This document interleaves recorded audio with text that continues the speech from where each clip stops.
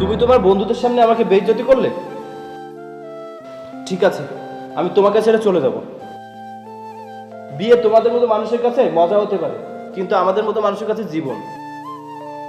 ওই নিজের সীমা। এই চুপ, একদম চুপ। তোমাদের কি মনে হয় আমি টাকার জন্য ওকে বিয়ে করেছি? ওর টাকায় আমি থুতু মারি। ও যদি মন থেকে আমাকে স্বামী মনে না করে, তাহলে এটাকে আমি শ্বশুর বাড়ি মনে করি না। এটা একটা হোটেল, যেখানে আমি থাকি, খাই আর ঘুমাই। বুঝতে পেরেছো? বোন, তুই কিন্তু ভুল করছিস। দীপ্তর মতো ছেলে সারা পৃথিবী খুঁজলেও পাবি না। আমার ব্যাপারে নাক গলাতে এসো না। তুমি ভুলে যাও না তুমি আমার আপন ভাই নও। আর শোন, তোর সাথে আমি 1 সেকেন্ডও থাকতে চাই না। তুই আমাকে ডিভোর্স দিয়ে দিবি। I want divorce right now. Divorce? ঠিক আছে, আমি তোমাকে ডিভোর্স দিয়ে দেবো, কিন্তু তার জন্য আমার একটা শর্ত তোমার মানতে হবে। রাজি? আমি কোনো শর্ত মানতে পারবো না। বেশ, তাহলে আমিও ডিভোর্স দেবো না। আচ্ছা ঠিক আছে, কি শর্ত বলো? তোমাকে আমার সাথে আমার গ্রামে যেতে হবে। 1 মাস থাকতে হবে, তাও আবার আমার স্ত্রী হয়ে। আমি মরে গেলেও গ্রামে যাব না। তাহলে তুমি ডিভোর্সের কথা ভুলে যাও। যদি আমার থেকে তুমি মুক্তি পেতে চাও, তাহলে আমার শর্ত তোমাকে মানতেই হবে, আর বাকিটা তোমার ইচ্ছা। এখানে তো আমাকে টাচ করতে পারছো না, তাই গ্রামে নিয়ে গিয়ে তোমার কুৎসিত মনোবাসনা পূর্ণ করতে চাও? শোনো, তোমার ইচ্ছার বিরুদ্ধে তোমার শরীরের কোথাও টাচ করবো না। এটা একটা গ্রামের সহজ সরল ছেলের ওয়াদা।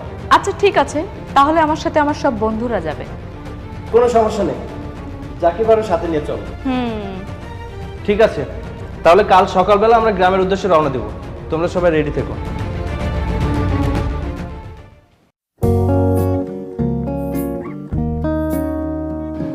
ভাই এখানে রাখেন, এখানে রাখেন। হ্যাঁ ঠিক আছে, এই নিন আপনার ভাড়াটা।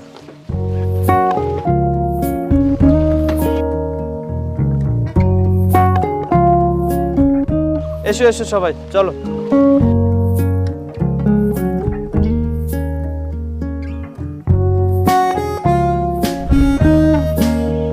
ছোটু, এই ছোটু, আরে কই গেলি?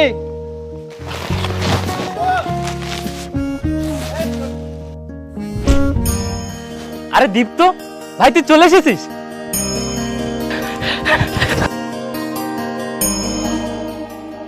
দে আমার কাছে, আমার কাছে। তুই হঠাৎ গ্রামে চলে আসলি, ভালো আছিস তো তুই? কি আর বলবো ভাই, আসলে পরিস্থিতি এমন ছিল। ও আচ্ছা শোন, এ হচ্ছে তোর ভাবি। ভাবি? সালাম আলাইকুম ভাবি।